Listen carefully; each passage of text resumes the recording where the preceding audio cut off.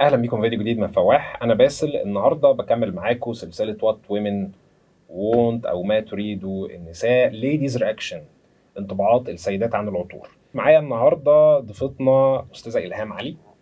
عامله ايه يا الهام؟ الحمد لله تمام. يا رب دايما. النهارده بنتكلم عن مجموعه من العطور من دار مصريه اسمها منى الياسمين او منى ذا جاسمين.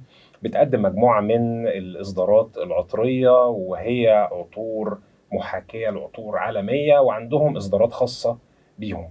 بتكلم النهارده عن عطر من العطور اللطيفه جدا، وخلينا نبدا بالترتيب كده. تمام. وتحبي تشمي ايه في الاول؟ هم عندهم حاجات كتير قوي. تحبي تشمي بيرفيوم مثلا شبابي فريش او صيفي او حاجه زي كده؟ اه. طيب انا حاجة هبدا لذيذة. بالبديل الاول، وهو هواي، وده بديل عطر واي اي دي بي من ايف سان لورون. خلينا ارشلك وانت بقى قولي لي كده رايك. ومبدئيا من أول اول ما فتحت أول ما الكاب فتحت الغطا الريحه ظهرت. الريحة ظهرت. طيب ده شيء كويس.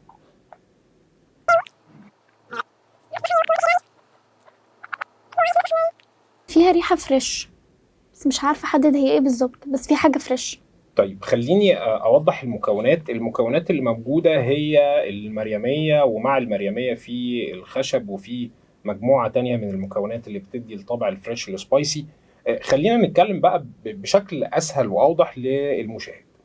لو بنتكلم عن البرفيوم ده انت تشوفي ان هو يصلح للفئة العمرية الشابة، ولا يصلح للمتقدمين في العمر؟ وحاسة ان هو منعش ومنطلق يصلح للصيف؟ حاساه أكتر خريفي، تمام. يعني اللي هو بعد ما الصيف بيخلص بحبة حبة تمام. صغيرين مش كتير. فئة عمرية ما بين مثلا 30 ل 40.